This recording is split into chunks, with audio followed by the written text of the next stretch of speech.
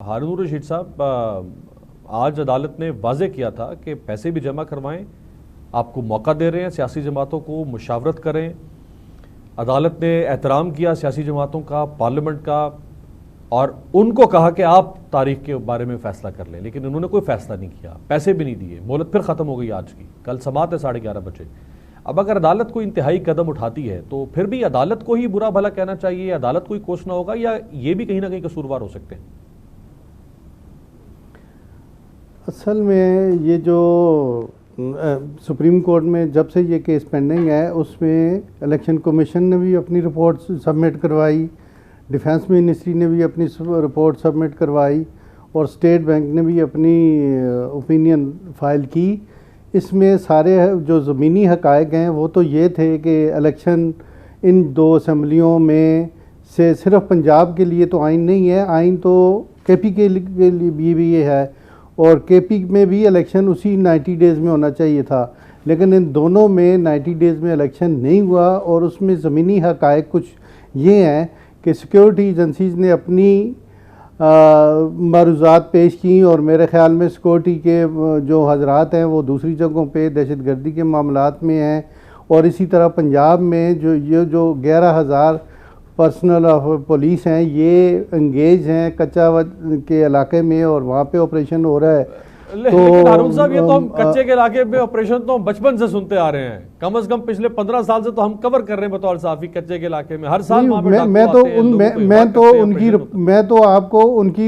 उनकी रिपोर्ट से मुतल्लिका बता रहा हूँ कि ये हालात हैं। अगर इलेक्शन होने थे तो 90 डेज़ में होने चाहिए थे, कॉन्स्टिट्यूशन में भी यही मेंशन है, और अगर इलेक्शन होने थे तो दोनों सूबों में होने चाहिए थे, लेकिन दोनों सूबों की असम्बलियाँ जिस तरह डिज़ाल्व हुई कि एक शख्स के कहने पे, और वो शख्स वो जो कहता है जी मैंने बाजवा साहब के कहने पे असम्बलियाँ डिज़ाल्व की हैं, मैंने सी पैक बाजवा साहब के कहने पे रोका था, मैंने कश्मीर स्टेटमेंट बाजवा साहब के कहने पे दी, और जंग के मामले में बाजवा साहब ने जो ओपिनियन दी मैं वो दी। एक शख्स जो प्राइम मिनिस्टर 3.5 पौने 4 साल रहा है, उसे ये नहीं पता कि मैं प्राइम मिनिस्टर हूँ और मैं सबका बास हूँ, जबकि वो अगर बास अपने मातहत को समझने लग जाए तो ये मुल्क के हालात जो आज बने हुए हैं ये सिर्फ ना इस नाअहली की वजह से बने हुए हैं। आज जो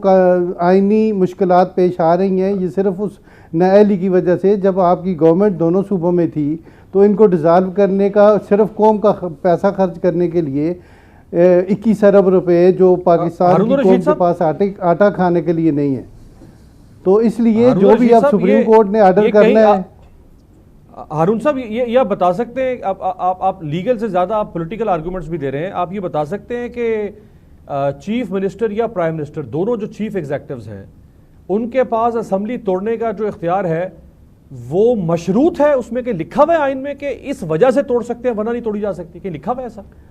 नहीं, वजह लिखी हुई नहीं है, लेकिन मैं ये कहता हूँ वजह असूलन तो यही सोचता है कि कोई वजह होनी चाहिए। अब अगर जब वजह नहीं लिखी हुई हो तो नहीं, वजह लिखने की मेरा कहने का मतलब यही है कि अगर यही लिखा था 90 डेज़ में तो 90 डेज़ में फिर दोनों असम्बलियों पे इलेक्शन हो जाते। वो तो नहीं हुए, 90 डेज़ भी गुजर गए, सुप्रीम कोर्ट भी इन्वॉल्व हुई। अब सुप्रीम कोर्ट ने ये हेयरिंग दोबारा इसलिए शुरू की है कि बाकी सारी पार्टियों को भी नोटिस इशू हुए हैं, लेकिन पॉलिटिकल पार्टीज की राय से तो ये बात नहीं होती।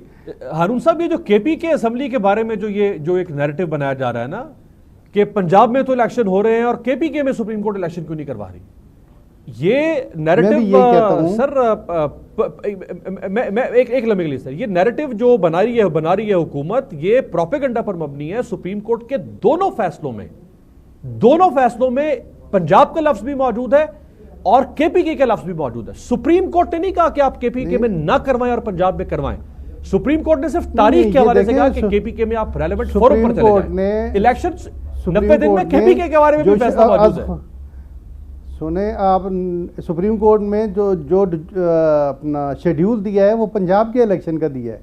केपी के इलेक्शन का तो दिया ही नहीं है, और ना ही केपी के इलेक्शन का कोई इसमें रोल है। आज तक केपी गवर्नमेंट को चूंकि उसकी तारीख नहीं हुआ सर, जो पहला फैसला आया सुप्रीम कोर्ट का, जिसमें 30 अप्रैल की तारीख दी थी सुप्रीम कोर्ट ने, हारून साहब, जिसमें 30 अप्रैल की तारीख दी थी, उसमें केपीके की भी उसमें केपीके का भी कहा गया था, और जो फिर बाद में 14 मई का फैसला आया उसमें भी केपीके का सुप्रीम कोर्ट ने कहा। अब आप 90 डेज की बात करते हैं तो 90 डेज में तो दोनों शामिल हैं। अब पंजाब में अगर शेड्यूल दे दिया है तो केपी का भी शेड्यूल फिर देना चाहिए था। अगर नहीं दिया तो सारी पॉलिटिकल पार्टीज़ को राय देने के लिए अगर फिक्स किया है ये हेयरिंग, तो पॉलिटिकल पार्टीज़ को फिर सुने और पॉलिटिकल पार्टीज़ के कंसेंसस से ये मामलात हल करें। या फिर हमारा तो शुरू दिन से यही ओपिनियन थी कि अगर फुल कोर्ट कंस्टिट्यूट कर दी जाती तो फुल कोर्ट में जो भी फैसला होता वो पूरे पाकिस्तान को एक्सेप्ट होता और इलेक्शन भी हो जाते और सियासी मामलात जो हैं वो भी तय हो जाते। और अगर ऐसा नहीं हुआ तो सियासी पार्टियों को अब इन्वॉल्व करने का क्या फायदा।